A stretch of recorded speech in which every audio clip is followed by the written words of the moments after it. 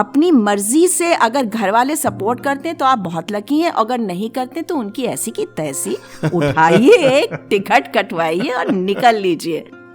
हम 60 साल की उम्र में गए बॉम्बे, जैसे एक स्ट्रगल करने वाला यंगस्टर जाता है उस तरह से हम एक बैकपैक में पानी की बोतल और छोटा सा कुछ एक टिफिन में खाना लेके, और जाने कितना पैदल चलते जाते थे। ठंडा कत्ल हो गया, ठंडा टुकड़े टुकड़े कर दिए तरावट के, कि इत्र ना सही, इत्र का दाग तो बचा रहने दो, थोड़ी सी तहजीब, थोड़ी नफासत सलामत रहने दे, कि हाँ ये लखनऊ है। कुछ इठलाती कुछ कह जाती, ये जिंदगी ही तो है। किधर से गुजरे थे, कहाँ कहाँ भटके थे, कुछ भिगो गए थे, कुछ छूकर निकल गए थे, कुछ रुला गए थे, कुछ बहा ले गए थे। आओ गाते हैं तराने अनुभवों की दुनिया के। नमस्कार दोस्तों, आप सबका स्वागत है National Institute of Social Defence और Ministry of Social Justice and Empowerment, Government of India, Media for Community Foundation New Delhi और पीपल्स इनिशिएटिव लखनऊ के संयुक्त तत्वाधान में वरिष्ठ नागरिकों द्वारा प्रस्तुत इस खास कार्यक्रम श्रृंखला अनुभव लखनऊ में, जिस प्रोजेक्ट को कंसीव और डिजाइन किया है डॉक्टर आर श्रीधर, श्री आलोक वर्मा जी और श्री अरविंद नारायण मिश्रा जी ने। रेडियो कोऑर्डिनेटर्स हैं अरविंद मिश्रा जी और प्रोडक्शन कोऑर्डिनेटर हैं कुश त्रिपाठी। दोस्तों, कार्यक्रम में प्रवेश करने से पहले एक बार आपको एक टोल फ्री नंबर बताना चाहूंगी जो हमारे सीनियर सिटीजन्स की मदद और सपोर्ट करने के लिए है। आप इस नंबर का इस्तेमाल सुबह 8 बजे से रात 8 बजे के बीच में कर सकते हैं। यदि आपको किसी प्रकार की मदद और सपोर्ट की जरूरत है तो आप इस टोल फ्री नंबर 14567 पर कॉल कर सकते हैं। एक बार फिर से आपके लिए नंबर रिपीट कर देती हूँ, आप इसे नोट भी कर सकते हैं। नंबर है 14567। इस नंबर पर doctors, hospitals, old age homes से लेकर लीगल गाइडेंस, इमोशनल सपोर्ट और बुजुर्गों के शोषण के केसेस में डायरेक्ट इंटरवेंशन और निराश्रित बुजुर्गों को रेस्क्यू कराने तक सभी प्रकार के सपोर्ट के लिए कॉल किया जा सकता है। अब आइए दोस्तों, बढ़ते हैं कार्यक्रम की ओर। मैं हूं तृप्ति और ये कार्यक्रम आप तक लेकर आ रहे हैं अनुभव लखनऊ। और आज हमारे शो पर जो गेस्ट हैं उनके बारे में आप पहले भी सुन चुके हैं। इससे पहले वाले एपिसोड में रूपाली जी से हमारी बात हुई थी और उसी बातचीत को इस एपिसोड में भी आगे बढ़ाया जाएगा। उनके करियर और उनके संघर्ष के बारे में उनसे बात की अरविंद नारायण मिश्रा जी ने। आइए सुनते हैं। रूपाली, एक बार फिर आपका स्टूडियो में स्वागत। नमस्कार, थैंक यू। पिछली बार बातचीत में हम कुछ बड़े आपकी ज़िंदगी के अनुभव और जिन रास्तों से आप गुजरी हैं नौकरी की मार्फत, उस पर चर्चा करना भूल गए थे। कैसे आप प्रेरणा स्रोत हैं बहुत सारी महिलाओं की। हम लोग जानते हैं आपकी बहुत अच्छी फ़ैन फॉलोइंग है, लोग आपसे मिलते हैं, खुश होते हैं, आप भी उनसे मिलके खुश होती हैं। आप हमारे लिए एक जो रिटायर्ड लोग हैं उनके आपके अनुभव और आपकी खुशी जैसे आप शेयर करती हैं, उसके लिए आप एक बड़ा नाम है लखनऊ में। आपका यहाँ पर स्वागत है। आप सबसे पहले मैं थोड़ा सा आपकी जो प्रोफेशनल आपकी लाइफ रही है वो बड़ी इंटरेस्टिंग है, उसके बारे में आप कुछ बताना चाहेंगी आप? शुरुआत तो बचपन से वैसे हो गई थी, वही जैसे बताया था मैंने कि रेडियो में ड्रामा आर्टिस्ट थे, तो वहीं से ये शौक़ पैदा हो गया और बढ़ता गया। फिर उसके बाद पता नहीं कैसे हम टीचिंग की तरफ हमारा रुझान हुआ। टीचिंग थोड़े दिन की, उसके बाद फिर हमने एक कोर्स किया ग्राफिक डिज़ाइनिंग वगैरह में, एनिमेशन में, और उसमें हम यहाँ पे एक स्थानीय स्कूल है उसमें चले गए और उनका ऑडियो वीडियो डिवीज़न हमने एस्टैब्लिश किया। वहाँ पे हमने एक कम्युनिटी रेडियो लॉन्च किया, वो लखनऊ का पहला कम्युनिटी रेडियो था। तो हम दिल्ली गए, MOU साइन किया और फिर स्टूडियो बनाया और नए सिरे से लेके वहाँ पे ब्रॉडकास्ट शुरू किया और डिफरेंट तरह तरह के विषयों पे खूब काम किया। बड़ी सी टीम बन गई और काफ़ी उसके बाद इग्नू का ज्ञानवाणी भी एक कम्युनिटी रेडियो लॉन्च हुआ। और जब CMS में उन्होंने देखा तो उन्होंने हमको बुलाया और हमको ये जिम्मेदारी दी कि हम उसको लॉन्च करें। तो हमने उसको इनॉग्रेशन किया और प्रेसिडेंट की ओपनिंग स्पीच थी उस दिन। बड़ा अच्छा लगा, बड़ा अच्छा अनुभव था। फिर हमने ट्रेनिंग देना शुरू किया, लोगों को वॉइस ट्रेनिंग दिया, स्पीच, पंक्चुएशन, प्रोनाउंसिएशन, पॉजेस, ये सब हमने सिखाना शुरू किया। इसी दौरान हम पर्सनालिटी डेवलपमेंट और कम्युनिकेशन स्किल्स पे भी काम करते रहे। और फिर हमको यहाँ पे जयपुरिया इंस्टीट्यूट ऑफ मैनेजमेंट में 6 महीने के लिए कॉन्ट्रैक्ट पे हमको बुलाया गया, जिसमें हमने पर्सनालिटी डेवलपमेंट, कम्युनिकेशन स्किल्स में स्टूडेंट्स को तैयार किया। उनके पर्सनल इंटरव्यूज़ वगैरह कैसे उनको देना है, ये सब उसके लिए। फिर हमने MIT के मास कॉम डिपार्टमेंट में भी एज सीनियर लेक्चरर काम किया और वहाँ पे रेडियो प्रोडक्शन स्टूडेंट्स को पढ़ाया। फिर यहाँ पे एक और इंस्टीट्यूट खुला जिसका नाम था Maharana institute of communication studies. वहाँ पे हमने 3 साल हेड के तौर पे काम किया और बच्चों को खूब पढ़ाया। रेडियो और टेलीविज़न और वीडियो, इसकी हमने उनको खूब जानकारी दी और उनसे खूब काम करवाया। तो ये फिर हमारा चलता रहा। साइड में हमारा वॉइस ओवर और डबिंग, हमको करीब 35 साल हो गए वॉइस ओवर में काम करते हुए।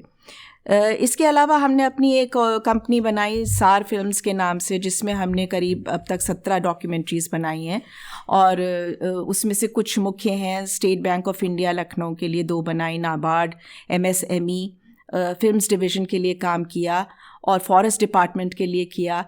और सबसे अहम जो अच्छी एक्सपीरियंस जो हमने बनाई फिल्म, वो यूनेस्को के लिए बनाई, बायोडाइवर्सिटी और वर्ल्ड हेरिटेज पे। BPRND के लिए भी एक डॉक्यूमेंट्री बनाई, जिसमें उनके all over India 4 training centres हैं जहाँ पे हमने उनको विज़िट किया, कैसे ट्रेनिंग दी जाती है पुलिस वालों को, वो सब हमने दिया, साइबर क्राइम से लेके और यहाँ तक कि मॉर्चरी में पोस्टमार्टम भी कैसे सिखाते हैं पुलिस वालों को, ये भी हमने जाके वहाँ पे शूटिंग की और बनाया। तो बड़ा सेटिस्फैक्शन ये रहा हमें और अच्छी जर्नी रही हमारी।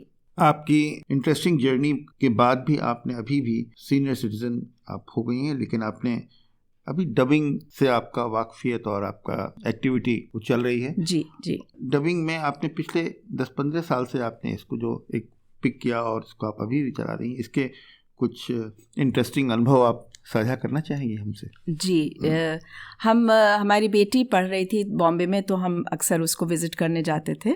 तो वहाँ पे स्टूडियोज़ में चले गए थे ऑडिशंस वगैरह देने और हमें बड़ा अच्छा मौका मिला। हमने शर्मिला टैगोर जी के लिए डबिंग की और वो उनका स्पेशल एपिसोड बना था आराधना फिल्म पे। तो बड़ा मज़ा आया क्योंकि हमको बड़े कॉम्प्लीमेंट्स मिले। उन्होंने कहा कि नहीं, इतने दिनों से हम ढूंढ रहे हैं कि उनका जो स्टाइल है, उनका जो एक तरीका है बोलने का, कोई मुझे मिल जाए। तो वो बड़ा अच्छा एनरिचिंग एक्सपीरियंस रहा।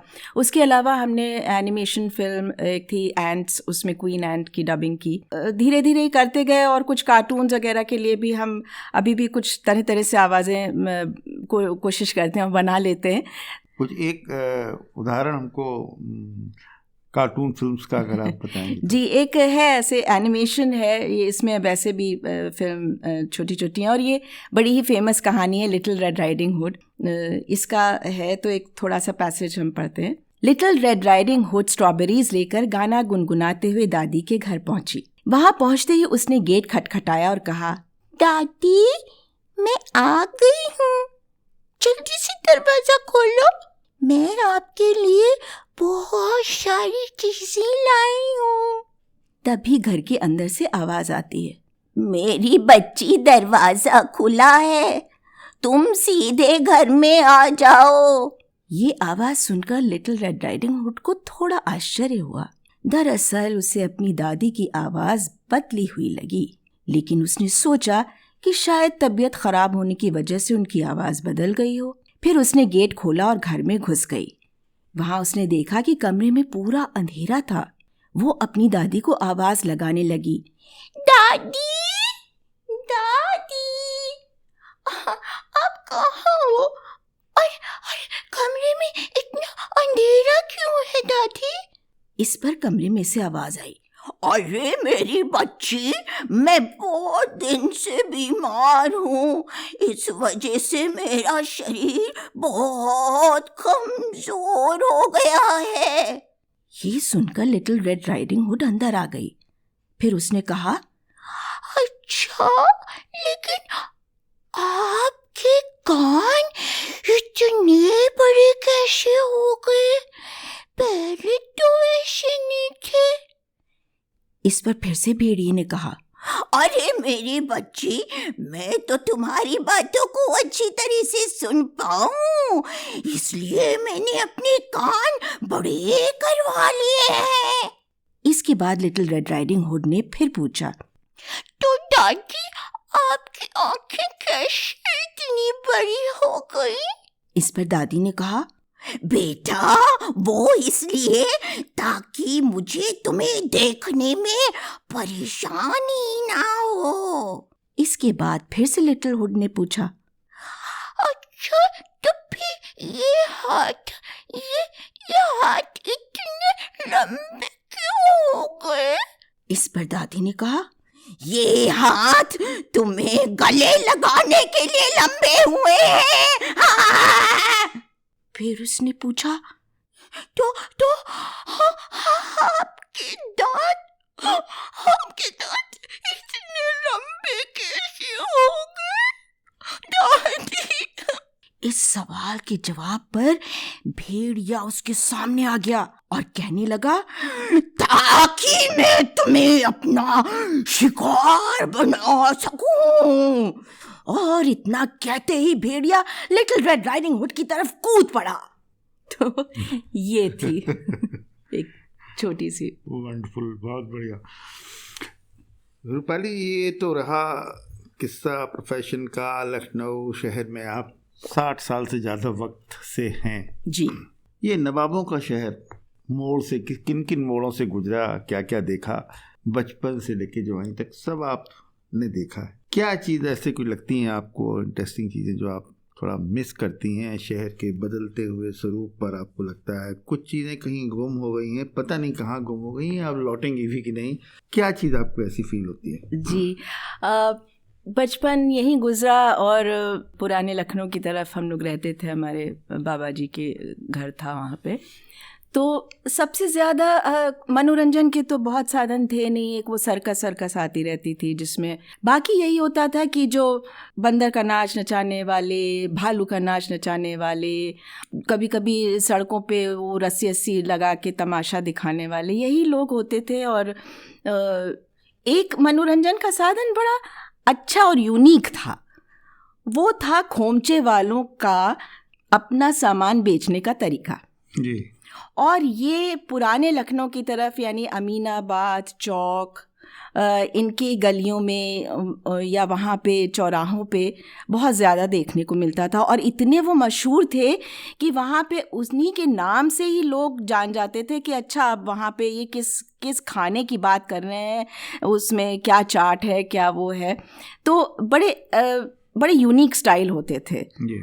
और वो हमें बहुत मिस करते हैं, हम बड़ा याद आता है। अब नहीं वो सुनने को मिलता। फिल्मों में भी एक गाना आपको याद होगा, आ गया हलवा वाला आ गया। तो ये खाने की चीज़ें जो जिस तरह से गलियों में पहले होती थी, तो आपने इस बात की याद ताज़ा कर दी। कुछ इस बारे में आपको कुछ और यादें गहरी हों तो उन्हें आप। हाँ, ये हम ही अपने लखनऊ शहर के, और हमें इतना फ़क्र होता है। श्री KP सक्सेना जी की लिखी एक उनकी एक्सपीरियंस की हुई, और वो भी एकदम लखनऊ के ही बाशिंदे और यहीं पे पले बड़े थे। तो उन्होंने बड़ा अच्छा बयान किया है, अपना एक लिखा है उन्होंने, उसी में से थोड़ा सा आपको हम सुनाते हैं। अभी मैं उम्र के बस्ते में यादों के पुराने कागज़ टटोल ही रहा था कि कबीरदास याद आ गए।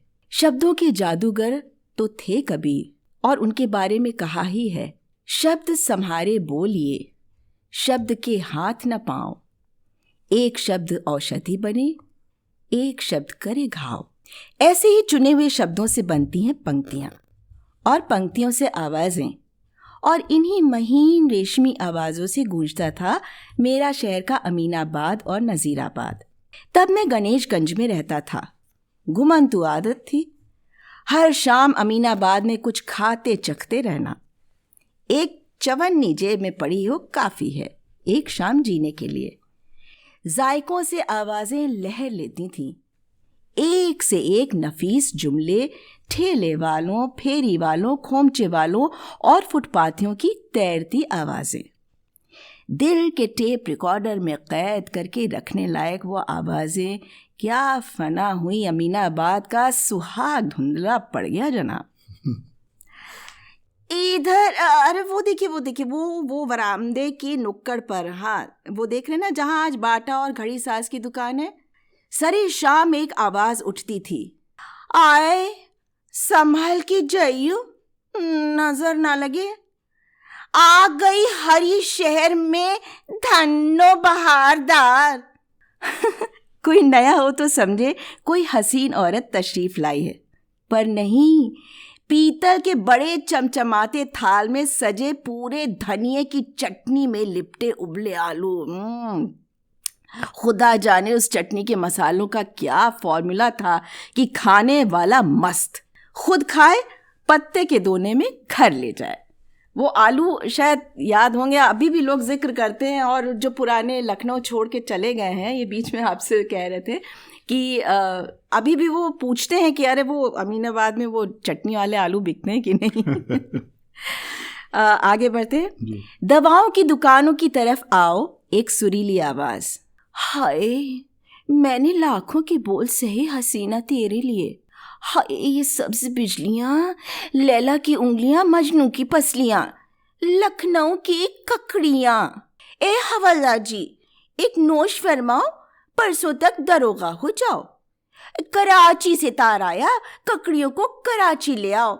हम बोले, धत लुच्चे, अमीनाबाद तो मरने के बाद ही छूटेगा।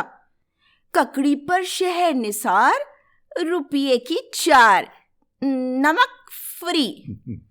ए लौंडे हट, ककड़ी शर्मा रही है, यहाँ क्यों खड़ा है?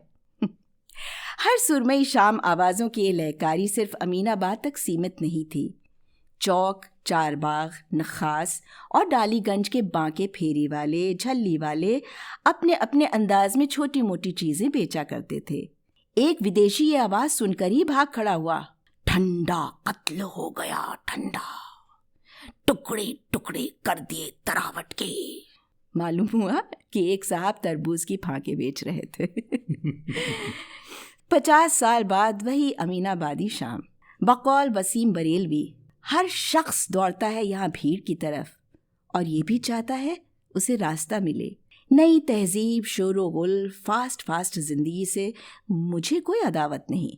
अपने वक्त की ढपली पर अपना राग गाने का हक सबको है।